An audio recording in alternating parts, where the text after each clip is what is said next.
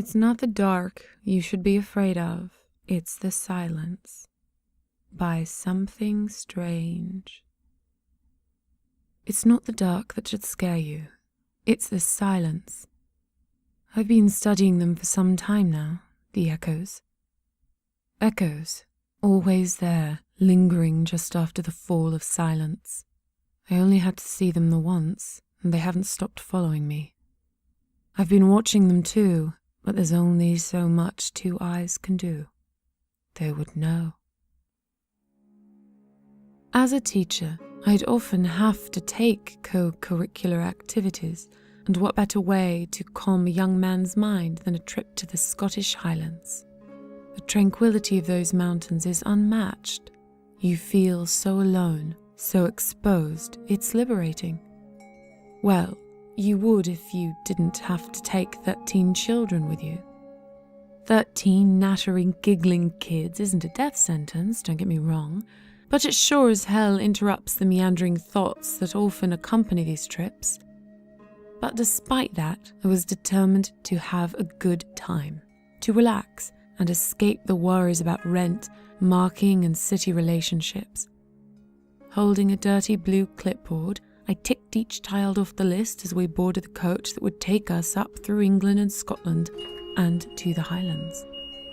Each child hopped on the bus, rosy-cheeked and clutching their satchels close to their chests, desperate to find a seat next to whomever was their best friend, tearing into the crisp packets before we'd even started the bus like predators with our stubby, nimble fingers. The accompanying art teacher, Sarah, tried to quiet the already deafening bus, but the eager screeches soon proved too much. Last on was a frizzy-haired Laura.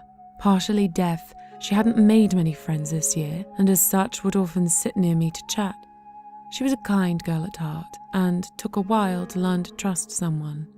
As such, me and Laura would often sit in the classroom long after the lunch bell and just talk. I'd let her doodle on pads of paper and gossip about anything and everything. I really felt like I was helping the girl. It often gave me a stab of sadness when I saw her sitting alone at lunch, or trying to join in class conversation but being too shy to say anything in her mumbled, hesitant speech. She sat in the seat just behind me and immediately lay her head against the window, eyes glazed over. I didn't think it was stupidity that lent itself to her facial expression, but more a sense that she was entirely at ease with hours of introspection. I, for one, could never stay awake during any long journeys on public transport, and within an hour I was out like a light. Waking up ever so often to tell the kids to keep it down, we slowly made our way up through the United Kingdom and toward our destination. Before setting off on our hike, we had a night in a local inn. 2 shared rooms for the children, and Sarah and I had our own rooms. We didn't have to worry about the kids making noise. Within an hour they were out like a light, tired from the day of gossip, chanting and screaming. I took a walk around the village, breathing in the frosty air that was so cold it shrank your lungs, and stopped at a pub for a quick drink. Putting my phone on the table next to my pint in case anything went wrong and Sarah needed me back, I reclined in my chair and watched the locals come and go. I tried to make conversation with the portly man behind the bar, but after mentioning our destination, his eyes glazed over, and when prompted to reply, he simply held a single finger up to his mouth as if to shush me. We woke early the next morning and made the slow climb up to the hut where we'd be spending the night. The children gossiped and talked on the way up, Laura following behind, her little eyes moving quickly to observe the surroundings. If you've never been to the Highlands, then it's difficult to explain the sheer beauty of it. The landscape is so still, as if you've stepped into a painting. The brush strokes fell long ago, and now all you can do is wander through it, moving up and up into the yawning stillness. The hut we were staying in stood on top of a tiny rock face, a bare concrete building with squares stuck in every few meters to count as windows. The door was covered in peeling paint, and inside lay Spartan bunk beds. Tired from the activities of the day, children threw down their bags and lay quiet, no energy to talk anymore. We ate a late lunch and watched the mist roll in across the mountains. Hours passed, Mist poured over the jagged rock lips and curled into place for the night. The sun began to set, and the only heads not lain on pillows were mine and Laura's. Instead, we'd opted to walk a little way from the hut and use the piece to draw and talk. Using a clipboard precariously placed on her pale knees, she sketched the landscape. A child's impression on paper is always an interesting thing. Confident movements of the hand are not improved by the clumsiness of youth, and her picture, although powerful, was shaky at best. But before long she began to frown, and would draw the horizon over and over again in a firmer hand. I frowned and reached over to tap it, nodding at her, non-verbally asking for an explanation. She shook her head and ripped the page off, stuffing it in her backpack before writing in large capital letters, "It's quiet." That's when I noticed just the extent of the silence. It wasn't just the mist that rolled over the hills, but the silence had too. In fact, all I could hear was my slow, deep breaths and my heartbeat. Gradually, the regular noise of my breath faded into nothing as well. Soon it became cloying, and I wanted to speak, to break this bond that had covered us both, but no words seemed fitting, and as the dark slowly drew over us, a sense of dread set upon me. It was almost as if my brain didn't want to find the words. Searching and searching made my head spin, and I had to close my eyes for a brief second. There was something unnatural about this silence. It transcended the usual mountainous quiet and set upon you, muffling your thoughts as well as your movement. Looking back to the hut, I saw the lights turned out one by one, and with each yellow square that turned black, it seemed to get further and further away. Sarah knew about our little two-man excursion and must have decided to let us come back of our own accord. After all, I had a key in the rucksack by my feet. I rapped my knuckles on Laura's clipboard and made a rapid gesture at the hut. We had to go back, but she shook her head and kept drawing. But she was no longer sketching the landscape. Instead, she seemed to be drawing the inside of an opera house.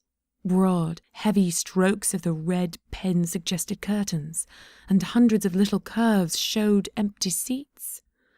Her tiny eyes fixated on the paper, and something about seeing a child so intense played with my nerves. I tapped her shoulder and opened my mouth to speak when I realized something. I hadn't made any noise. Knuckles on a clipboard should have echoed down the rock face, but instead the noise was entirely swallowed by the silence. That's when they began to appear. At the bottom of our little hill, faces began to come out of the mist. Not human faces, but the vague outline of masquerade masks. Elegant, white Venetian masks. Where eyes should have been, there was black instead. They moved slowly, as if formed of mist themselves, and with a slow horror I realized that they were coming for us. Laura wouldn't stop drawing this fantastical opera house, her hand now moving too quickly for a child her age, and I could see from her lips that she was speaking. No sound was coming from between her lips. The only sound that grew and grew like a timpani drum was my heartbeat.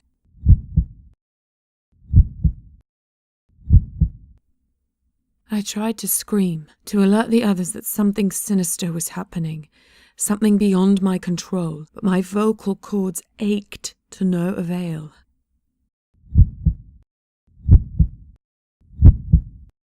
My heartbeat grew louder and louder, and I had a sickening realization. Whoever these people were, they were moving in time to the only sound in the whole valley. Getting closer and closer, they were dancing a macabre dance to my heartbeat. With no time to think, I grabbed the clipboard and yanked Laura's hand. She stared up at me, wide-eyed in terror, and nodded. We crawled up the hill as if in a dream. Our legs moved like they were trapped in molasses, each bump and step slowing us down. I'd occasionally glance back over the hill at the dancers, and, in sync with the rapid beating of my heart, they began to dance up the hill, faster and faster. A few who had no partner just emerging from the mist would just stand at the bottom and stare up, the hollows in their masks turning to face me as the others drew nearer. They were halfway up the hill now, and me and Laura were only a few meters from the hut. We were both shouting and screaming now, tears flooding Laura's pale cheeks. Still no sound, still only the silence and my heart drum pounding. Banging on the faded green door, I desperately tried to open it, but realised with a sinking heart I'd left the key in my bag. Panicked, I looked back down the hill at the echoes, closer and closer, moving over the terrain with practiced ease. Making a quick decision, I grabbed Laura by the waist and hoisted her up onto the window, skinning one of her knees in the process. She crawled in through the tiny square and left me alone for a moment with the audience that had arrived to torment me. Their empty eyes stared at me through the masks. They were almost here. I banged on the door again, desperate to be let in. As I turned for one final look, the crowd parted. Parting the hillside dotted with phantom masks was a taller, dark figure. A dark red mask in a sea of white. It hung in the mist like a drop of blood in milk. It all happened at once. It seems that Laura was able to open the locked door from the inside, and as I tumbled inside, the red mask laughed. So loud and chilling, I couldn't help but scream. The only noise except for my heartbeat that I'd heard in what felt like an eternity chilled me to the very core. Slamming the door shut behind me, Laura turned to me, panting. Noise returned and flooded my surroundings. I could hear the children sitting upright, and the flicks of lamp switches as everyone awoke to see what was wrong. I lay still for a moment before bouncing up and running to the window to see if they were still coming. An empty hillside, and the faint echo of laughter. Shaking, I turned to Laura, as Sarah ran to ask me what had happened. A student crawling in through the window? A teacher screaming as they fell in? I garbled something about thinking I'd seen a wild animal in the darkness, but the worried faces inside suggested they didn't believe a word of it.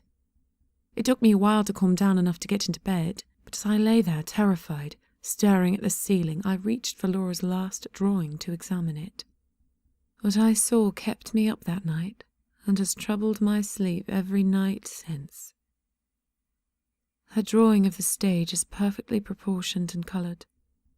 On the stage, in between the large red curtains, in front of the empty seats, drenched in the light from a spotlight, there I was. Holding it up to the candle, I could have sworn I heard a whispered chuckle. We left the next day uninterrupted. I was treated with suspicion by everyone but the girl who had seen it with me. But since then, I've been afraid of the silence. The echoes have come more than once, and they're still coming. So just remember, even if you're on the bus, the car, or surrounded by people, you'll feel it. A swaddling, thick silence. They don't care where you are. They're coming for you. A phantom ball led by a red mask, dancing to the beat of your heart.